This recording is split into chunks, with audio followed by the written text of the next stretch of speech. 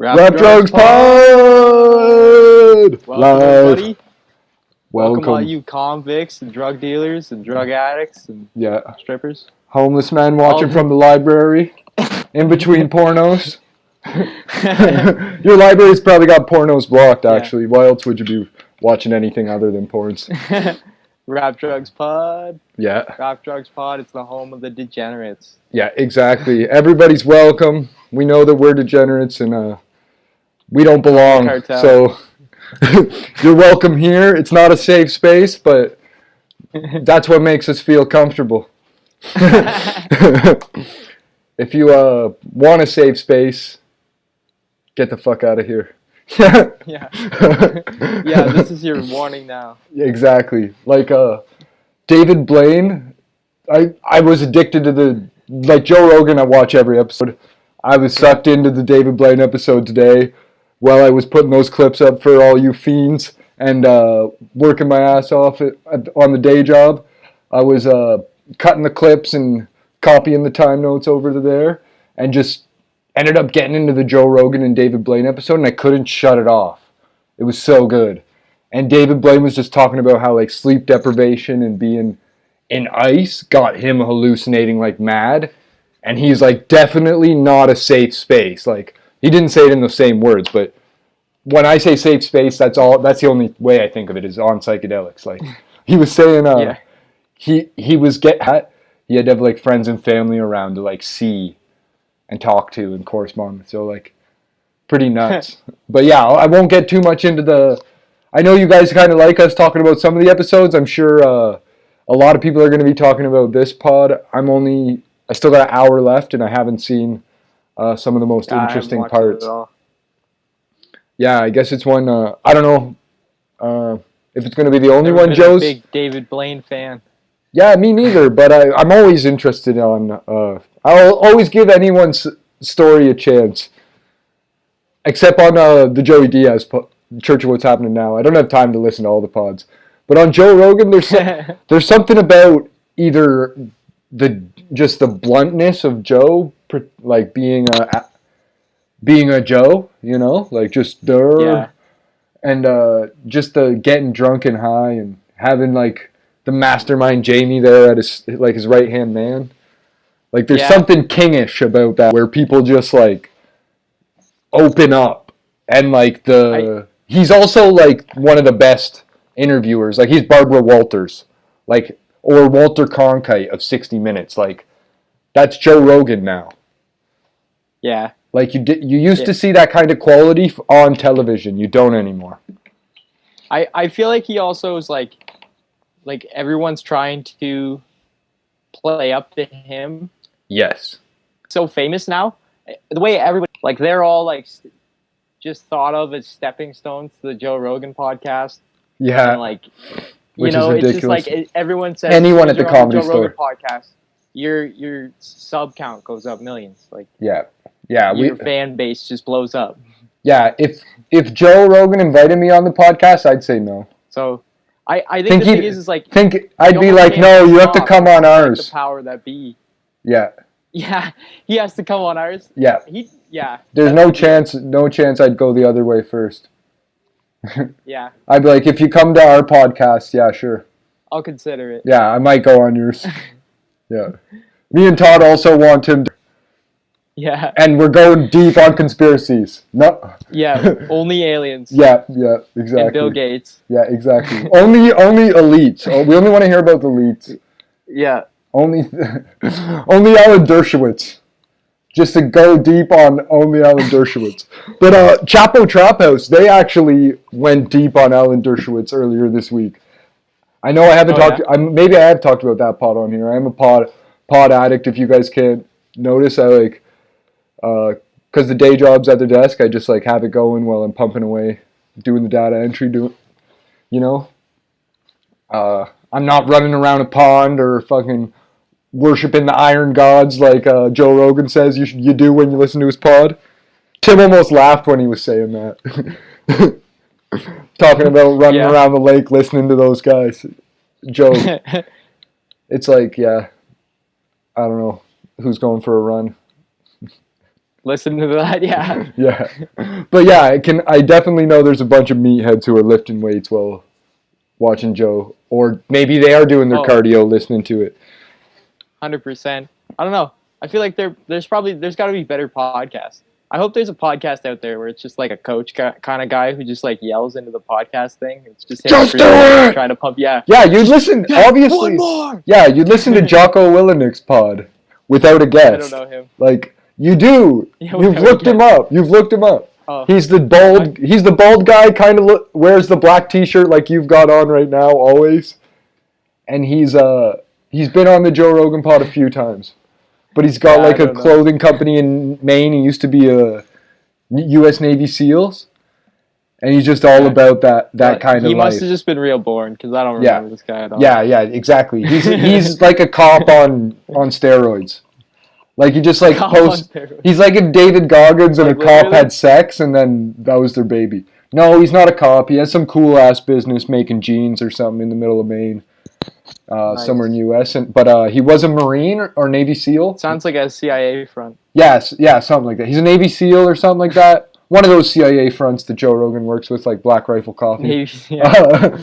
But yeah, he would post his like 5:30 watch all the time and like, worship morning iron worship or whatever the fuck, and just get the fans gassed up and like. I respect that. That's the way to be. Yeah. The other one I do is the solo Joey Diaz pods.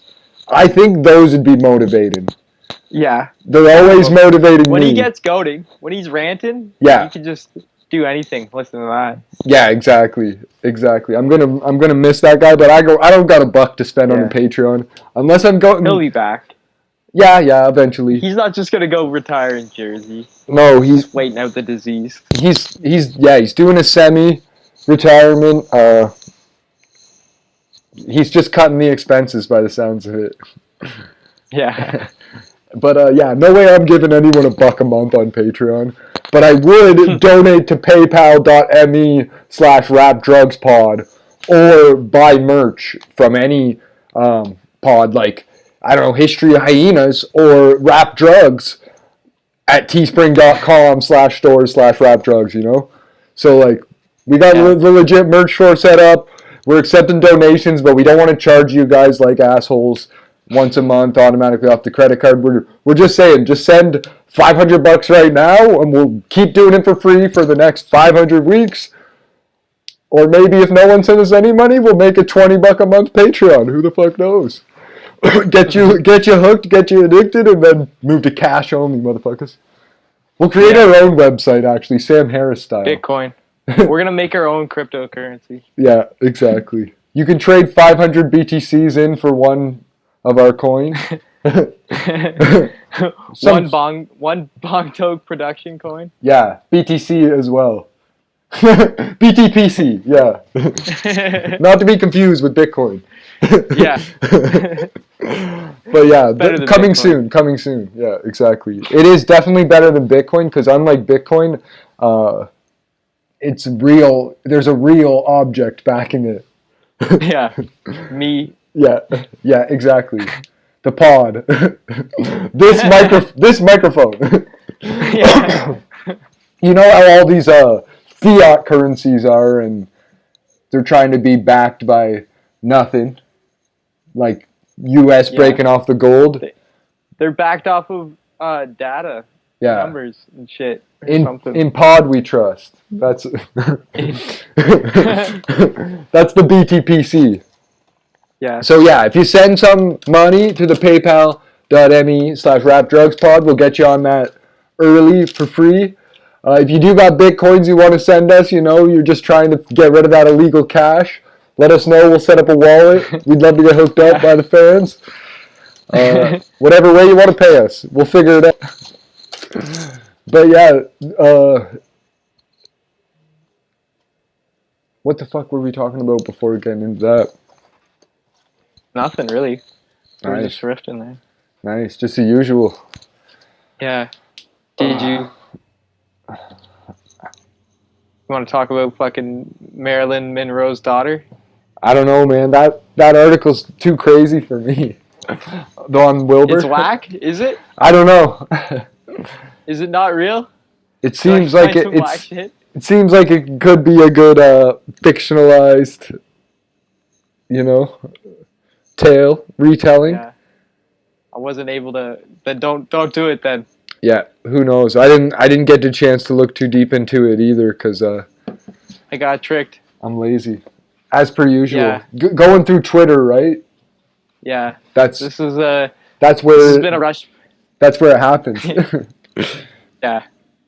This has been a rush pod. We got banned from IG. Yeah. Not too long ago. Yeah. So might not be able to see this one for a couple weeks or something. We're not really sure. We're in the midst of trying to sue Instagram. August 25th, we get out of the jailhouse of IG. But yeah, our account was getting too hot. I don't know, maybe somebody stole our password or hacked us or some shit. Maybe Todd answered one of those messages.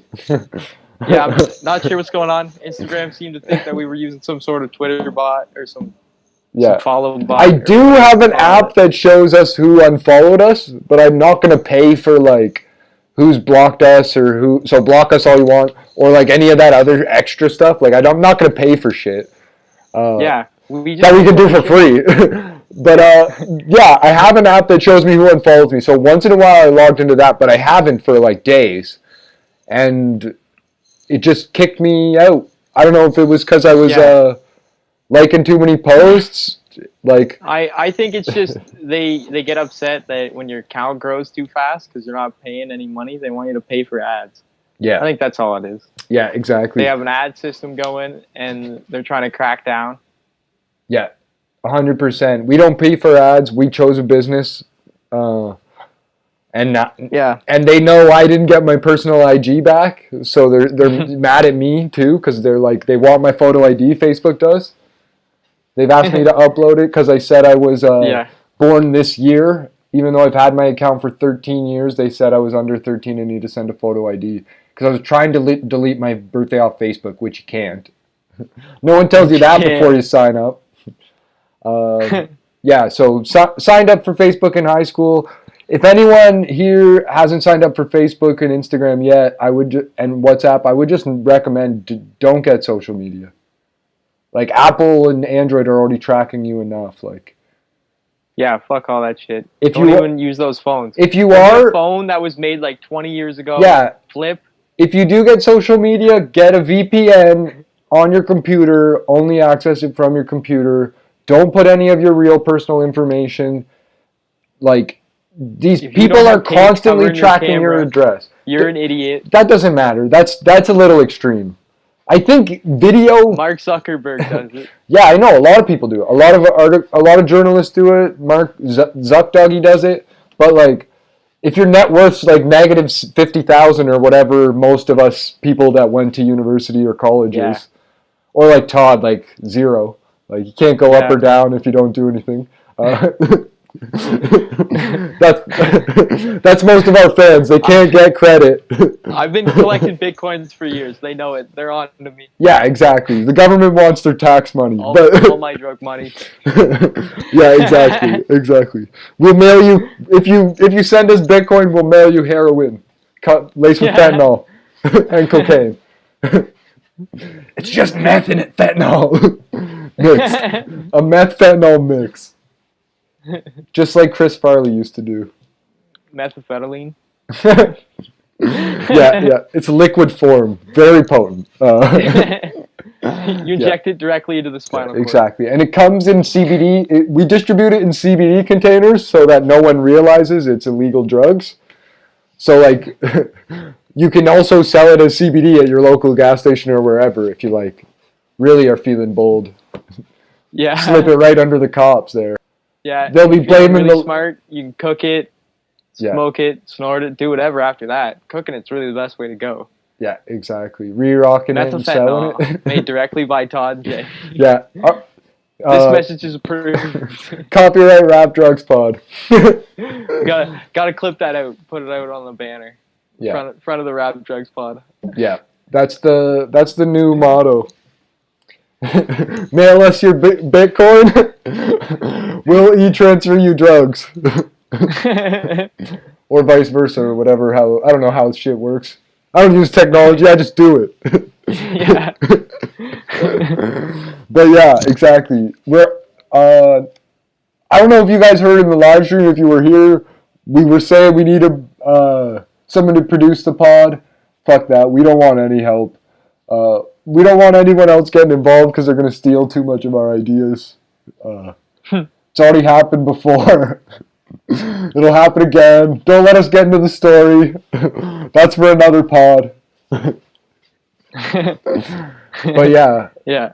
this is all bootstrapped and self-funded and built from scratch. So right now it's pretty I guess low qual, for lack of a better term, but we're lo-fi, Yeah. whatever they say. But we're It's got high personality though. exactly. And if you didn't notice, we're making it fucking better every single week. Yeah. So yeah, we're gonna do whatever we can to make it better for y'all, even if that Jason means has moved out of the closet into a bigger room. yeah, exactly. He's no longer in a tiny space. Exactly. I'm I'm not allowed to disclose where I am still, though. Unfortunately, Yeah. not allowed to podcast here. Well, we're still clearly in the bunker. Yeah. No, I pretty can't. big. I don't know if I should admit that. We got in trouble I for don't know speaking if I on the should- bunker before.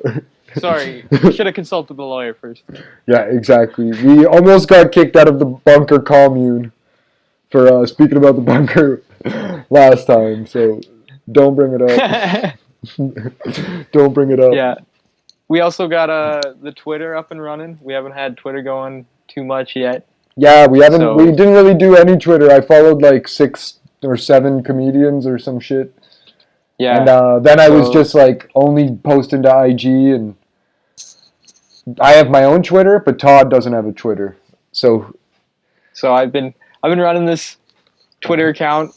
If you yeah, want to see my funny jokes and my retweets and me trying to piss off other people on Twitter, follow us, yeah, like my shit, yeah. or don't. That's fine Yeah, too. Twitter's a different breed of comedy. Like, it's really deadpan.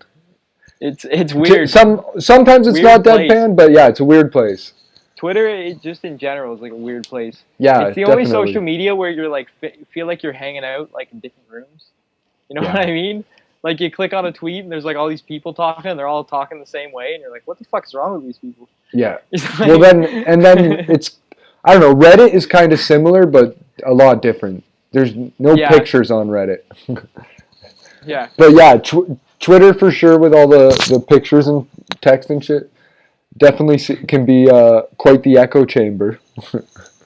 But at the same time too, a lot of the stuff on Twitter, you can't tell if people are serious or not, ever. no, I feel Like- like yeah, Like if Yeah. anyone's like, I don't think anyone's serious about Q on Twitter. Like not even like Michael Flynn and stuff. Like they're I all know, man. trolling. some of those guys. I think it's I don't an know if you've ultimate seen troll. The trumpchat.org that's out now. All these Q guys were pushing it hard. Nice. No, we might have to live stream there It's like just 24/7. Do some they- raids. apparently all the Q people feel like they're getting shut down, so they're moving to the Trump chat where they can safely talk about Trump. Do you have I to was go? like- You have to go on Did you the not deep see my web. retweet? I think I don't know if I've seen it, but I might have. It was I was like, if you All if Trump you're all the like time. afraid of other people's ideas, Yeah. or if the word Democrat makes you uncomfortable, Yeah, go to the trumpchat.com or .org. yeah. Well, man, I don't know why the discourse is so strong. It's like, What do you mean by that? well, I was just hearing today about another story too in South Dakota. There was some bikers, I guess, that were getting harassed by Antifa. Like, so Yeah. on the other end of the spectrum, I'm saying, Yeah. these guys have found their way out of Oregon and Washington and North California. They're getting too far west into the wild, wild west. So they're in South Yeah. Dakota trying to Start defund some the police. anarcho-communism. Exactly. They push a biker. A few guys who potentially Hell's Angels end up chasing these guys down. This group of guys. So it's Okay. The Hells Angels seem to be fucked up or like either just doing their damn Hells Angels thing, all testosteroned out, coked out, methed out. They beat up the Antifa people. Start handling the Antifa people, but then the cops come in and protect them. So these guys have defund the police signs, getting the cops coming in and protecting them and funny. bringing them out. Well, the cops are Why also were they like picking dealing a with the fight with Hells bikers. Angels? They didn't realize what they were doing. Oh. Like it was just This is like all because you know ridiculous story, yeah. because you know how I'm gonna have to find the link of the story or whatever. Yeah. But Well, I feel like defund the police was just like a poor choice of words.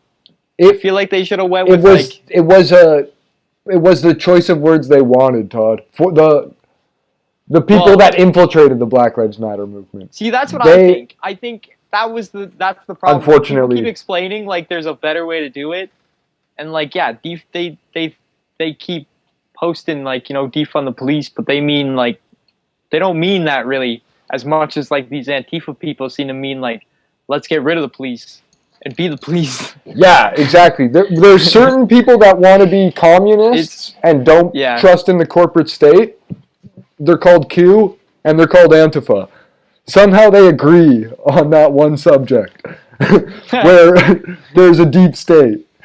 But one of them supports the military-industrial complex and one of them... Violence. Yeah, one of them supports the military-industrial complex and one of them wants to be the military-industrial complex. So yeah, I definitely think it's very, very strange how the anarchists seem to want to like remove government by defunding the police. They don't want to. Yeah. Like you're saying, the original proper Black Lives Matter idea is that defunding the police means refunding those funds elsewhere. Reallocate the funds. Exactly. Well, it's not as snazzy, and a bunch of Marxists and Antifa infiltrated the Black Lives Matter. Possibly even FBI, CIA counterintelligence, who knows? More likely. More likely because CIA is Q. Listen to our last episode if you want to learn more on that. Yeah, and exactly. They convinced Antifa to infiltrate BML. Yeah, BLM, yeah. Or sorry. yeah. But yeah, with that, the defund the police thing, it's just get less police, get less funding to the government, get less of the government. Yeah. Bam. Now we need to switch to communism because the everything's in shambles. there was a. But I don't know. I would really support different first responders or different type of first response. Yeah, no, I'm in support of that too. I think that's a smart idea. I just don't think that's ever going to happen. I don't think anyone who's like making these decisions cares about that shit. Yeah, you know what I mean? Unfortunately, yeah. They're not going to hear that stuff. No. But I was watching one video on Twitter was getting passed around a lot. It was a guy speaking. I don't know if it was a city council or some sort or something like that. But he got up and he just started saying how they're like organizing and they're getting ready. And they better open up the state and stop. And he was like, you guys all would be wearing masks. I'd be wearing masks too if I was you. I'd be hiding my face if I was doing what you were doing. He's serious, eh? Wu-Tang Clan ain't nothing pretty to fuck serious. with. He was. He said they were organizing. He said both. He's not threatening them, but they are organizing. Yeah. Yeah. Damn. Weird ass shit. But I don't know what's funnier is that guy though, or that it's just making the rounds on Twitter hardcore. I think the context of Twitter is what makes it funnier. Yeah. But yeah, follow us on Twitter now. We're trying to get the followers up. We're following a lot of folks already. Just like on IG, we follow a lot of people. Sometimes you guys post dumbass shit, so we have to just unfollow you. So beware of that. But yeah, definitely we're trying to get on more platforms, and we're planning on getting kicked off of all the ones we're on already. So Pretty soon the live stream's moving to Twitch. So be ready for when that happens. Maybe we'll just be doing the live stream on Twitch and then posting the Zoom call or the redo of the edit of the live stream or whatever the hell over here. Or maybe we'll end up doing different stuff on different platforms eventually. We'll see what happens. Maybe we'll end up on Vimeo because we'll get deleted off so much shit. Yeah, exactly. TikTok. We're in Canada, so I don't know what's happening to TikTok here. Spotify only. Yeah, exactly. Spotify, September 1st, 2020. Once they give us that big deal. Well, they came to us first. $10 million deal. Yeah. 10 million an episode. 10 million an episode. Yeah, exactly. Joe Rogan's taking 100 million. He's going to release one episode a week, starting with Spotify. And he's going to be like, you guys said don't change anything. This is what I want to do now. Oh, you want 2 episodes? That's going to be 200 million. That'd be so funny. Genius. I wonder what's in the contract. Like, I don't think we'd do that, though. Yeah, I wonder what's in the contract. From what he makes it sound, it's just... There's almost nothing in it. That's not just possible. a piece of paper That's that not says, possible. like, Joe Rogan will only do Spotify.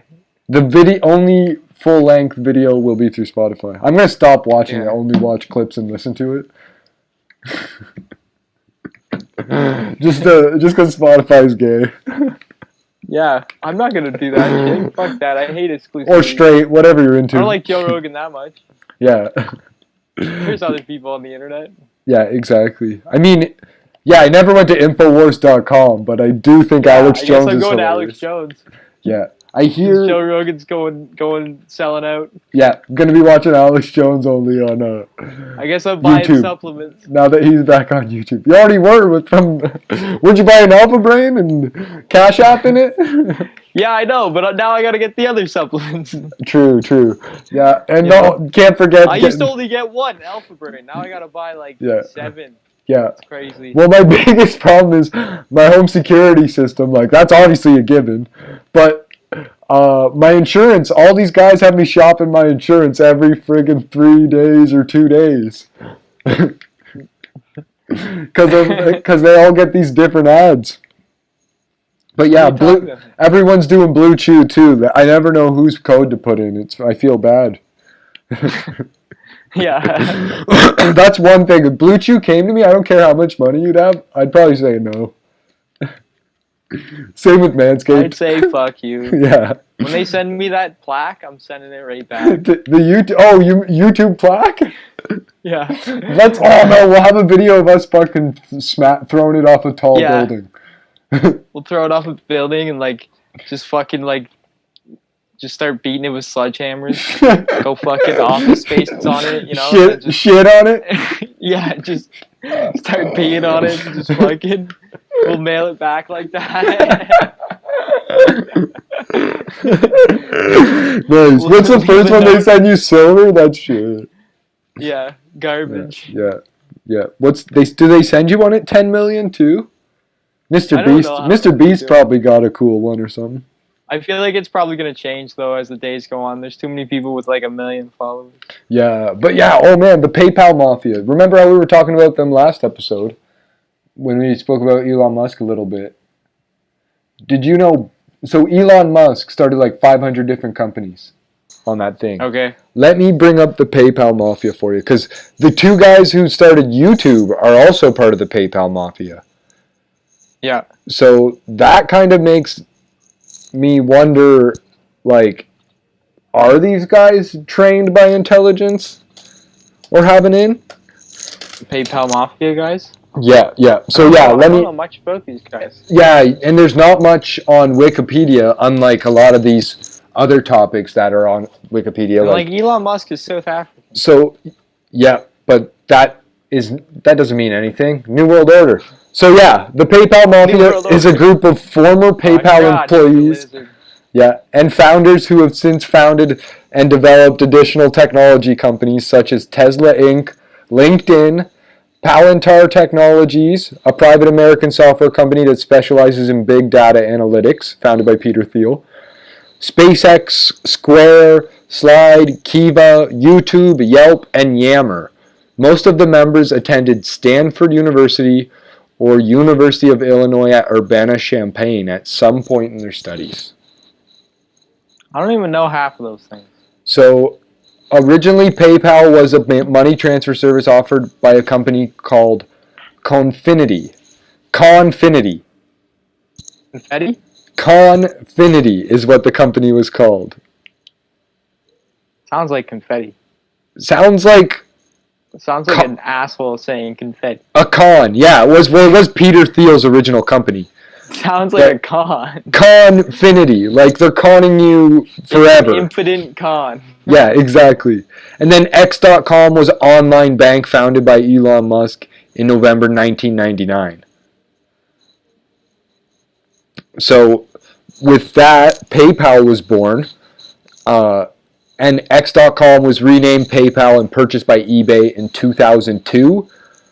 That ended up being for $1.5 billion.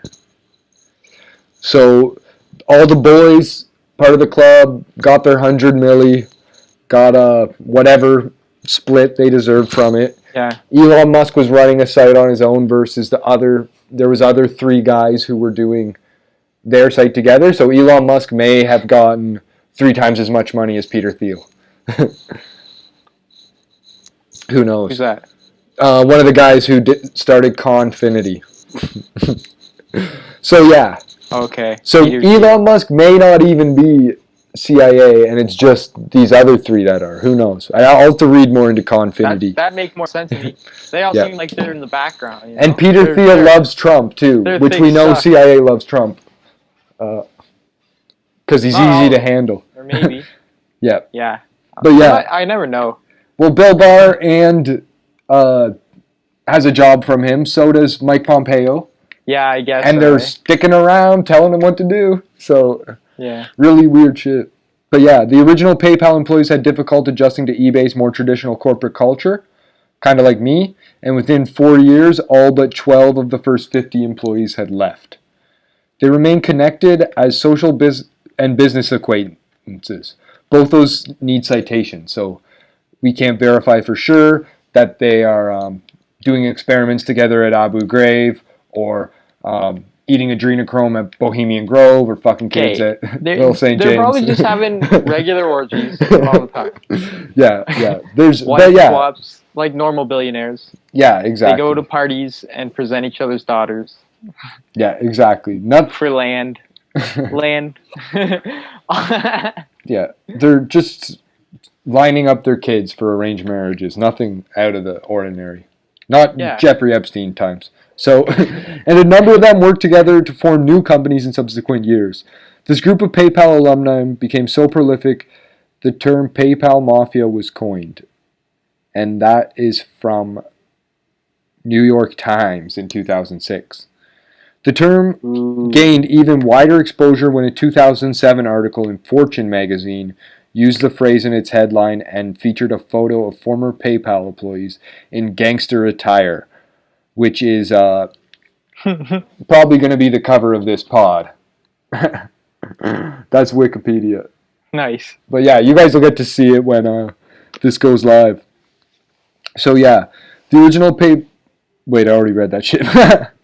Members were Peter Thiel, the Don of the PayPal Mafia, Max Levchin, founder and chief technology officer, sometimes called the consigliere. So he took care of shit, the tech champion. Elon Musk, founder of X.com, which was acquired by Confinity, later became a co-founder of Tesla, which then brought him to found SpaceX, Neuralink, OpenAI, The Boring Company, and is a chairman of Solar City. So a lot of companies up to a lot of fucking wild-ass shit that you would expect the government to be doing. David Osak, and has a lot of government employees within SpaceX, for example. Tons of military board members and executives. David Osak's former PayPal COO later founded Genie.com and Yammer. Scott Bannister, former Ironport CTO and PayPal board member. Roelof Botha, former PayPal CFO who later became a partner of venture capital firm Sequoia Capital. And then Steve Chain and Chad Hurley, PayPal engineer and a PayPal web designer who co-founded YouTube. David Gosbeck, former PayPal technical architect, co-creator of Gosbeck Levchin Test, co-founder of Matterport Inc., a digital 3D modeling company.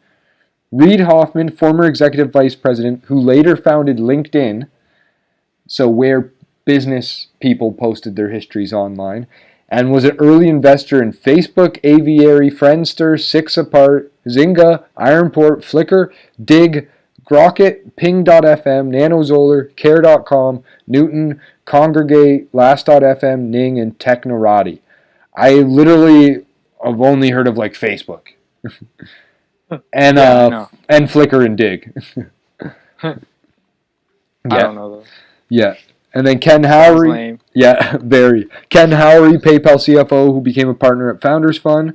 Eric M. Johnson, who wrote the book PayPal Wars, became chief executive officer of WND Books and co-founded Cap Linked.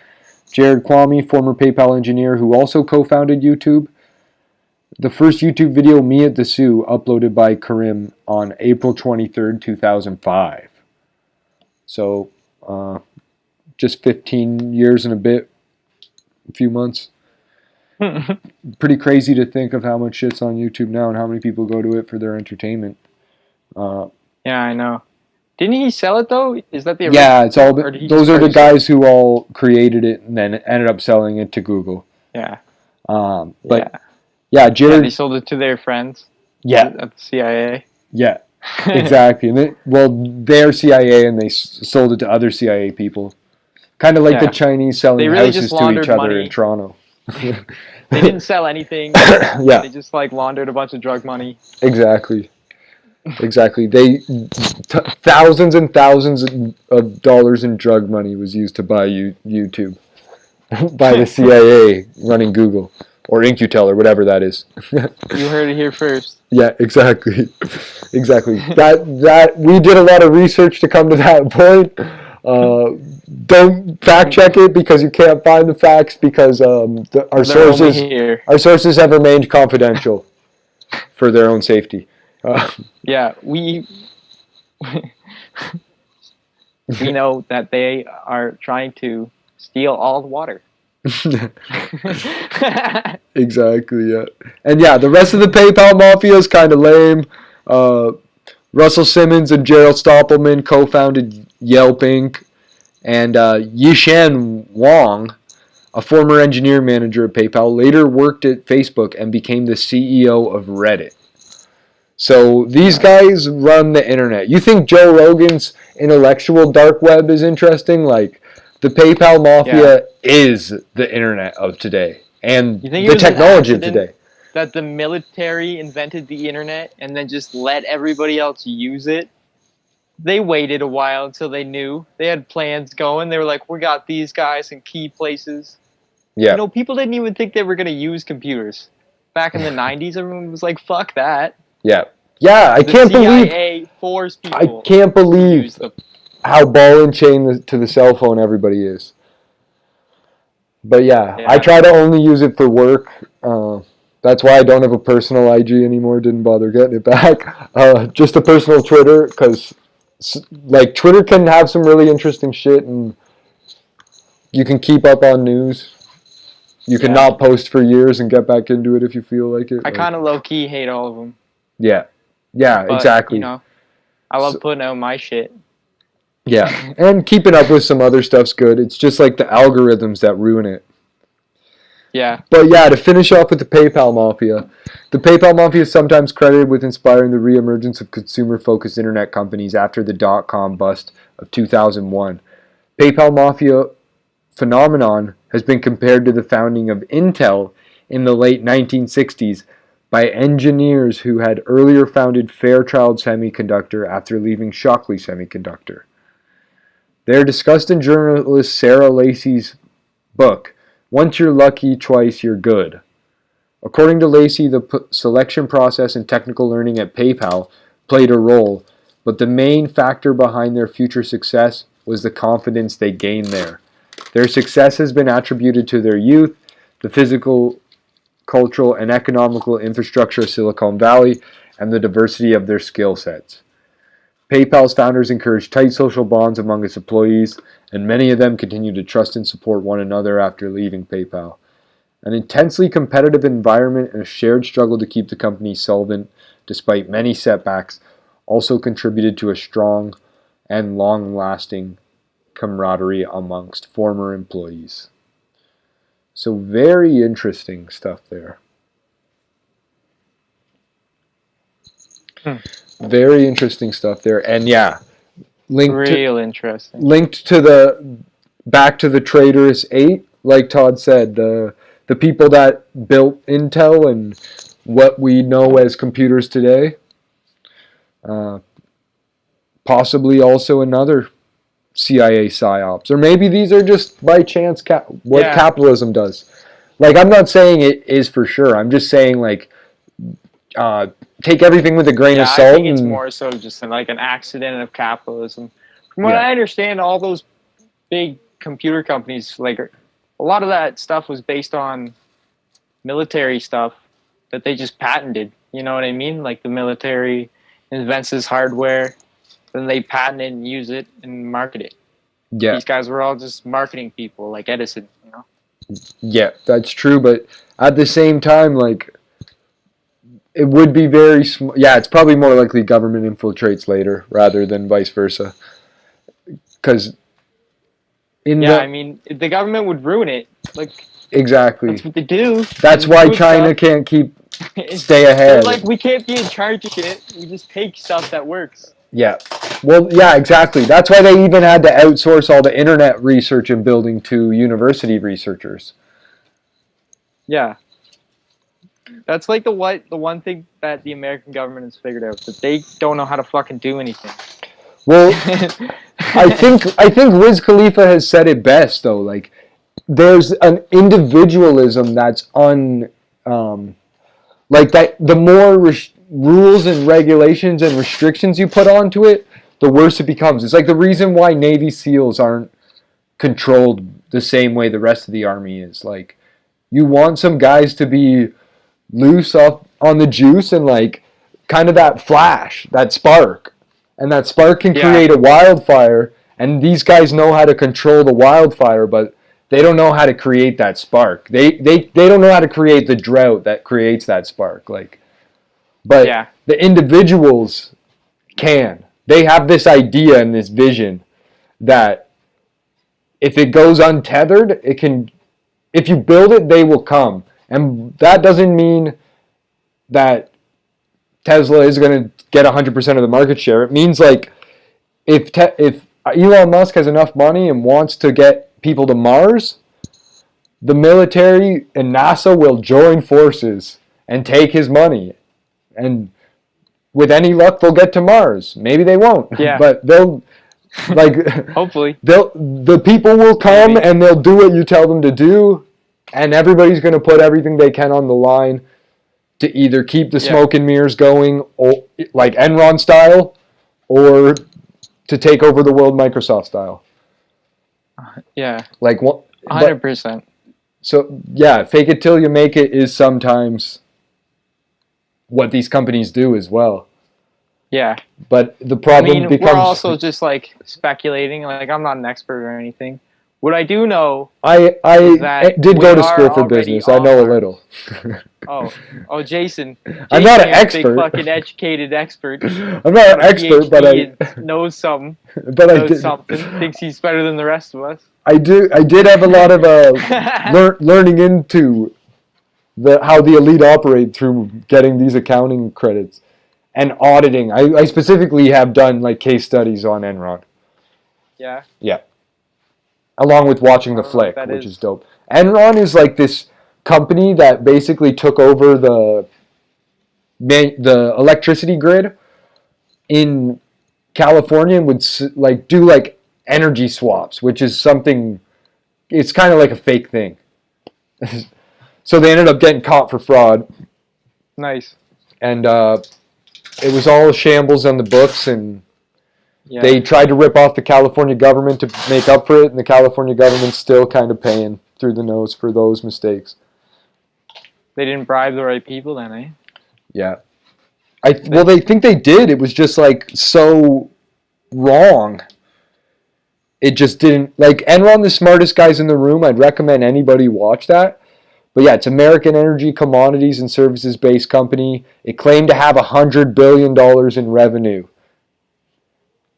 in the year 2000. Yeah. And then it went bankrupt December 2001. So yeah, there was a lot of crazy shit. But California's deregulation specifically is what part of what they fucked up California for. Yeah. So Arnold Schwarzenegger. I'll read this quickly. No, not really. During October 2000, Daniel Scotto, the most renowned utility analyst on Wall Street, suspended his ratings on all energy companies conducting business in California because the possibility that the companies would not receive full and adequate compensation for the deferred energy accounts used as the basis for the California deregulation plan enacted during the late 1990s. So basically, he expected California was not going to be able to afford the power. Which ended up happening, and there was rolling blackouts throughout California. So 5 months later, Pacific Gas and Electric was forced into bankruptcy. Republican Senator Phil Gramm, husband of Enron board member Wendy Graham, and also the second largest recipient of campaign contributions from Enron, succeeded in legislating California's energy commodity trading deregulation. Nice. Despite warnings from prominent consumer groups which stated that this law would give energy traders too much influence over commodity prices, the legislation was passed during December 2000. As the periodical Public Citizen reported, because of Enron's new unregulated power auction, the company's wholesale services revenue quadrupled from $12 billion in the first quarter of 2000 to $48 billion in the first quarter of 2001. After the passage of the deregulation law, California had declared a total of 38 Stage 3 rolling blackouts until federal regulators intervened during June 2001. These blackouts occurred as a result of poorly designed market system that was manipulated by traders and marketers, as well as poor state management and regulatory oversight. Subsequently, Enron traders were revealed as internationally encouraging the removal of power from market during California's energy crisis by encouraging suppliers to shut down plants to perform unnecessary maintenance as documented in recordings made at the time. These acts contributed to the need for rolling blackouts, which adversely affected many businesses dependent on a reliable supply of electricity and inconvenienced a large number of retail customers. This scattered supply increased the price, and Enron traders were thus able to sell power at premium prices, sometimes up to a factor of 20 times its normal peak. So that's the problem when you mix government with politics. George Bush, sitting U.S. president at the time of Enron's collapse, received $312,500 to his campaigns and $413,800 to his presidential war chest and inaugural fund. Nice. So none of these guys went to jail, did they? Like the Enron guys? Yeah, they got fucked up. They went to jail for fraud. Oh, did they? Yeah. Nice. And insider trading and stuff. And yeah, Dick Cheney, sitting U.S. vice president at the time of Enron's collapse, met with Enron executives 6 times to develop a new energy policy. He refused to show minutes to Congress. Did you see that Sacha Baron Cohen interview with Dick Cheney where he gets him to sign that what's called waterboard? It's like sign my water. That's awesome. He did it. It's awesome. Nice. And then he goes like, which war was your favorite war? And Dick Cheney's like the Gulf War. Nice. His operation. Yeah. What an egotistical bastard. Yeah. The only war we won and lost at the same damn time. But no, they've. I don't know if they've won any war. Like, has there been any country where they've been able to deoccupy without help? Grenada. Maybe.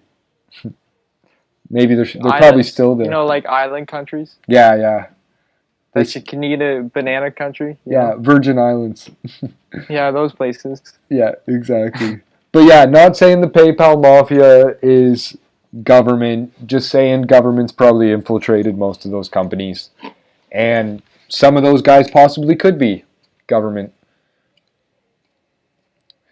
But we also know that business nowadays is just about breaking the law and hoping it catches up to you, like Uber and Prince Andrew.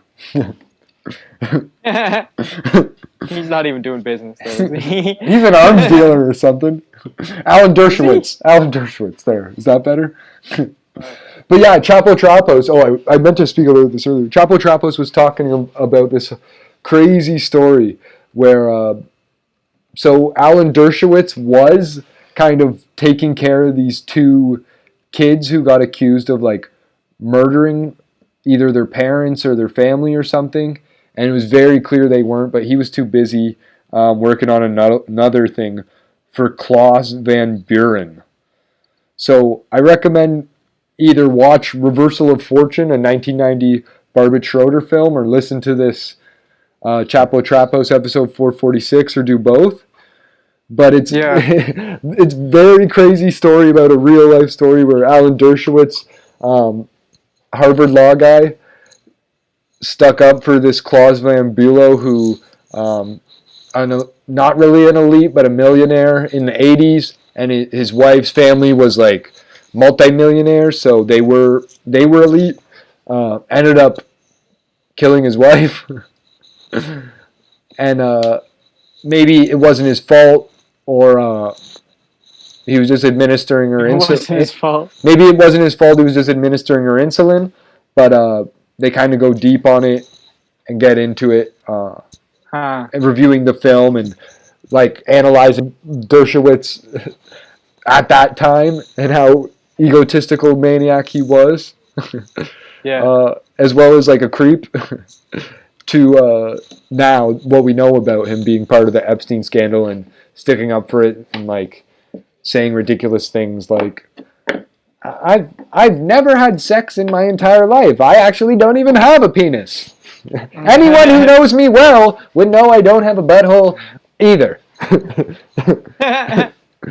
The only hole orifice I have is on my head. So my wife's always watching those. Or whatever Dershowitz would say to get out of something. Sounds like Kim Jong-un. Yeah, basically. But yeah. Same guy. Yeah. All friends with Trump. Yeah, exactly. Same guy, different affiliation. Just one's further west than the other. Yeah. Like one's on this side of the Pacific Ocean, the other's on the other side. They're actually the same guy. Also, North Korea, I heard, isn't even a real place. I'm pretty sure it's actually it's the same clip they keep playing. Those aren't even real people. The Korean War was fake. The Korean War was fake. Yeah. There's just Korea, and then there's the part of Korea you don't go to. That's it. Yeah. Which is also... I heard it first from Eddie Bravo. Oh, really?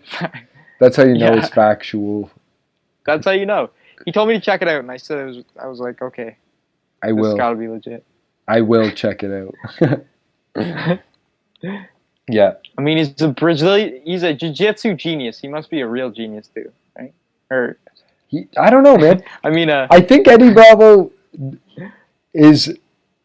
I don't know if he's too far down the rabbit hole, or if he is just drinking upstream, and wants to be aware of the going-ons or potential going-ons before the rest of us. Like, that's the other thing. I think a lot of people just follow Q because sometimes it leads you to true stories. Yeah. Most of the time, it's a bunch of nonsense that they're actually trying to peddle. But Eddie Bravo is like even a and he's one of them. He's a flat earther. He's a Trump supporter. That's the hardest one. The most hardcore. Yeah, exactly. I like to fuck with people. I just go up to them and I'm just like, look, it's not round. I can fucking see straight right now. Look at how flat that is. I'll just point. I'll be like, yeah. But maybe that's it too. Maybe Eddie's trying to. Round, I wouldn't be able to see those trees. Yeah. Maybe Eddie's trying to push the fact that, flat Earth is a possibility and you should question everything. and he doesn't even really Yeah. believe that type of shit. But it's just a like a right, you know, to be able to say dumb stuff. Yeah. But yeah, speaking of dumb stuff and the CIA, sorry we didn't get into too much psychedelics this episode, guys. A lot more of the research today. Yeah. But yeah, ex-CIA officer charged with spying for China. So Alexander Yuk Chingmei, accused of revealing classified information to the motherland. So a 67-year-old former CIA officer and contract linguist for the FBI has been charged with spying for China, included by disclosing secret tradecraft and information on sources to intelligence officers. After an undercover operation, prosecutors say he accepted an envelope with 2,000 US in exchange for information about his past espionage activities. He told a law enforcement officer who was posing as a Chinese intelligence officer that he wanted to see the motherland succeed. So $2,000, like not much cash, but he wanted to see the motherland succeed. An FBI affidavit accuses Ma, who worked for the CIA from 82 to 89 with top secret security clearance, of revealing government secrets to 5 Chinese intelligence officers in a Hong Kong hotel room over a 3-day period in March 2001. Those secrets included information about CIA sources, international operations, staffing practices, and operational tradecraft. Prosecutors said the unnamed relative with whom Ma conspired also worked as a CIA spy but resigned from the agency in 1983 following allegations that they used their official position to help Chinese citizens enter the U.S.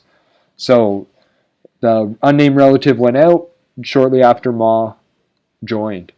And then the trail of Chinese espionage is long and sadly strewn with former American intelligence officers who betrayed their colleagues, their country, and its liberal democratic values to support an authoritarian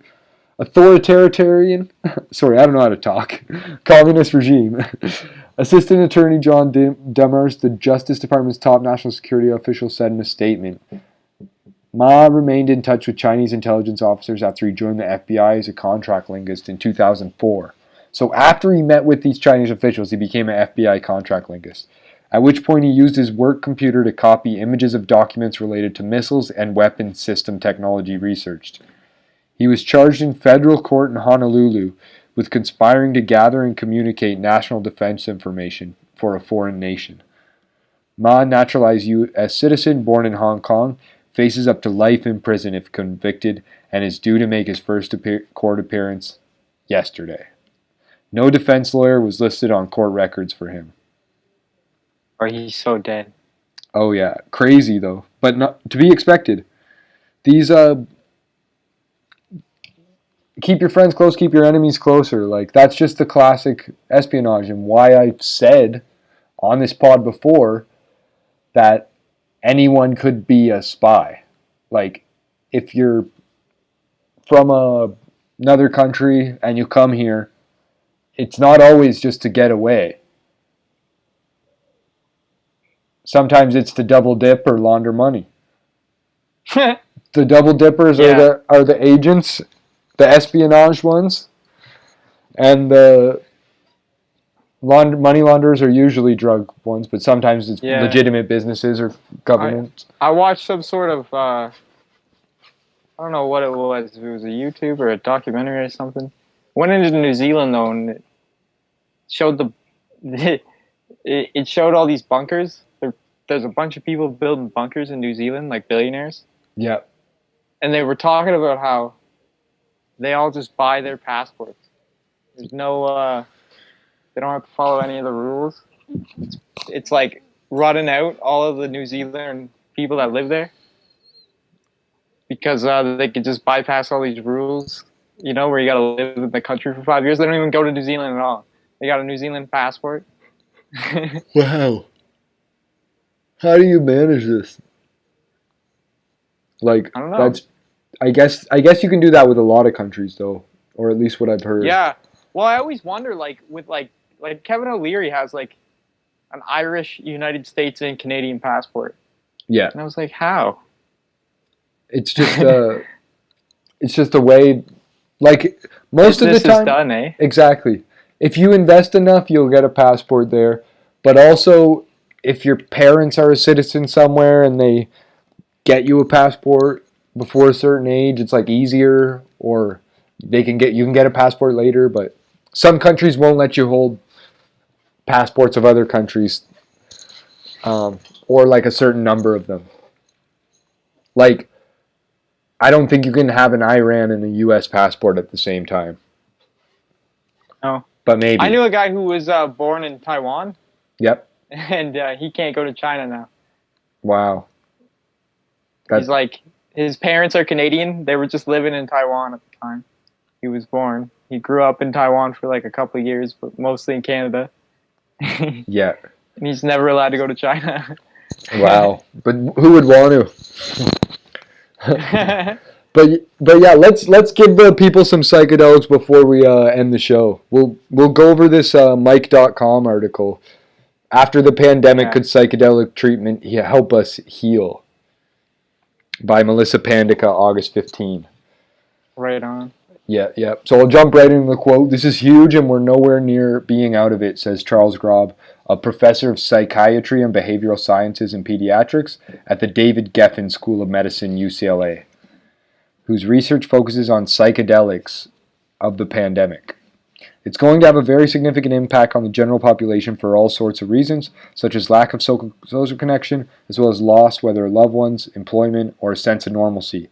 Stay-at-home orders might confine people with abusers, and there have been reports of a rise in domestic violence. I think people are vulnerable to being traumatized during a long-sustained pandemic. It's important to note that, thankfully, the majority of us probably won't develop PTSD, a disorder that develops in the wake of a traumatic event, with symptoms such as nightmares, flashbacks, and avoidance of reminders of trauma. The few who do would include those who were seriously ill with COVID-19, the frontline health workers caring for them, and those who've lost loved ones to the disease, says Petros Lovinus, professor and chair of the Department of Psychiatry at Rutgers, New Jersey Medical School. What about all the people that lost their businesses and their important jobs and careers were destroyed, and entertainers that were up-and-comers that weren't comedians and musicians? Superficial. Yeah. At least you didn't lose a family member. Yeah, exactly. At least your uncle that raped you didn't die from COVID. Like, what? At least your family starved to death and didn't die from COVID. Yeah, exactly. At least you could stay home with your family and get fucking beat by your father who's an alcoholic instead of have him die from COVID.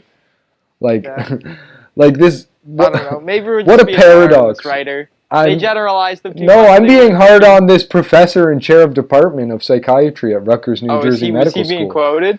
Yeah, I'd assume that because you're somebody who works in the medical field, you don't think that people are going to lose their jobs outside of there, or that business matters, or that. Well, I'll say it here now. All psychiatrists are phonies. It's not real. Fair. Yeah, exactly. Just Dianetics and Scientology can help you get through that stuff. If you haven't looked into it, you should. Maybe get audited. Go right to your local Scientology center. Right now, do it. Yeah, exactly. Bring all the cash you have in your home and any credit cards, because it can get expensive. But yeah, and or just like, I think you should treat it more like the casino. Just like leave all your cash and credit cards at home if you are going to go to church or any religious place. And then you dip your toe in the water. If they're fine with you not having any money, you can go back. If they're not, then never go back. Never ever go back. That's how you can tell if somewhere's a religious cult. Yeah. If you have to give money, it's not actually a proper religion. Because that's like, as far as I know, how good churches work. Like, poor people can go for free, and the rich people pay the tithings. Like, you would hope. God doesn't want you to give away 10%. That's how taxes are supposed to work too. Yeah. Of course. But yeah, taxes were supposed to work like that. they've created all these loopholes because the people that make money are politicians and friends of politicians and donators to politicians. So now middle class and lower pays most of the taxes, especially in the U.S. where corporations kind of get big tax breaks. But yeah, enough with the politics. Back to the article on psychedelics. Sorry for that, bros. Now, based on, and ladies, based on non-gender folk or dual gender, trigender, quadrigender, anti-gender, whatever you're into, folk. I said folk, so that should mean everybody, right? That's what the woke says, folk. Yeah. So, based on People. studies, yeah, the I people. think people is in the I don't know. right? That's yes. You're offensive to people. You're like being specious, Todd. Oh, I'm sorry. I identify as a dolphin Oh, in a human I body. forgot. Yeah, I forgot about furries. I'm sorry. yeah, exactly. I can only I only ejaculate yeah. by the feel of fish scales. But anyways. Okay, so Enough about my PTSD. Based on studies of 9/11 and other tragedies, out of those highly exposed to the traumatic effects of COVID-19, maybe a third will develop PTSD. The rest would likely experience lingering but less severe psychological effects, such as hyperarousal, discomfort, and malaise from which they would eventually recover. Yeah, as we were discussing, I got hyperarousal. But even if most of us won't emerge from the pandemic without full-on PTSD, those who do would still compromise a small but significant portion. Grob says, compared to a wartime scenario, which would lead to a much higher incidence. Here the trauma is more of a quiet trauma of isolation and perhaps feelings of hopelessness and helplessness. It's more of an existential crisis. Yeah, exactly. Everyone already felt. That's why people voted Obama, right? Wasn't his slogan hope because everybody felt hopeless? Yeah. I think that's what that's Joe Biden's slogan should be help. I can't find my keys. Or something like that, you know? Help. What was I saying? Help. What was I saying? Help me figure out what I was saying. You were saying that it should just be help because everybody's helpless. Yeah, no, exactly. And they want help. So it's like, help is here. Help is here. That's what yeah, that if I was going to run for office, that would be my slogan. Help is here. Yeah? Yeah. Mine would be let it burn. Or this is your fault. Yeah, exactly. Yeah, exactly. Exactly. 4 more years of the other guy? Yeah. But, yeah, and so you'd get PTSD if me or Todd became the leader of your country. You may get PTSD from COVID. There's a collective sense of vulnerability to this virus. People can lose purpose and meaning, impairing their ability to function and eroding their sense of self. Just like what we've seen happen from Trump being in office and Joe Biden becoming the presidential nominee, people are losing their sense of self and just jumping onto the Antifa or the Q or the Black Lives Matter or the Joe Biden train, even though they don't support that. They wanted for Bernie or Elizabeth Warren, or voting for Trump because they're libertarian now and they think anything's better than Biden, which I think is what? That's some weird discourse. Yeah. But yeah, should those who develop related pandemic PTSD seek the treatments currently in use, they would take medications including selective serotonin reuptake inhibitors, SSRIs such as Zoloft and Paxil, and benzodiazepines like Xanax, and/or exposure therapy, a broad care. Those are all like super addictive, aren't they? Yeah, and they also have suicidal side effects and weird shits like that. Oh yeah. Yeah. So yeah, and/or exposure therapy. A broad category of therapy, true to its name, requires revisiting the trauma with a therapist, says Matthew Johnson, a professor of psychiatry and behavioral sciences at Johns Hopkins Medicine. But yeah, Xanax was also what Michelle McNamara was on. I'll Be Gone in the Dark. Bars. Yeah, do you know? EDs on him too. Oh yeah, that's right. He said he was. He was getting picked on by some folks for it. By Red Bar. Yeah, but who the fuck was the other person I was mentioning on Xanax? Oh yeah, Michelle McNamara. That's a pretty crazy HBO series. I'll Be Gone in the Dark. It's about Patton Oswalt's wife who died from multiple drug use or whatever the heck it was that happened to her. It might have been a bunch of other things too that were on the autopsy report with that, but it seemed kind of like what they did with what's his face, George Floyd, so that the cops, in court you can't make the cops guilty of first degree murder. So like in court you can't make the drug dealer guilty of first degree murder. The pharmacist, the pharmacy company, whatever it is. So yeah, there was multiple causes. Great documentary, great docuseries. I'd highly recommend anybody watch it if they're interested in learning more on how the Golden State Killer was found after like 30 years. And yeah, I won't give any more away because if you don't know anything about it, it's really cool to watch and learn everything as you go. Watch it yourself. Stop eating all those zany bars. Yeah, if you can. And especially don't have like fentanyl to go to bed or like whatever pills somebody's handed to you. Put the slur up in the cupboard. Stop drinking all your codeine. Yeah. I know you're getting the shakes. Yeah. Yeah. And yeah, exposure therapy, I don't know how you'd even possibly do that for COVID. But yeah, psychotherapy has yielded pretty good results according to Graw, but there's always room for improvement. We drastically need better treatment options. In comes psychedelics. They're more similar to psychotherapy in how they work. When used correctly, they basically allow people to reap the benefits of therapy rather quickly.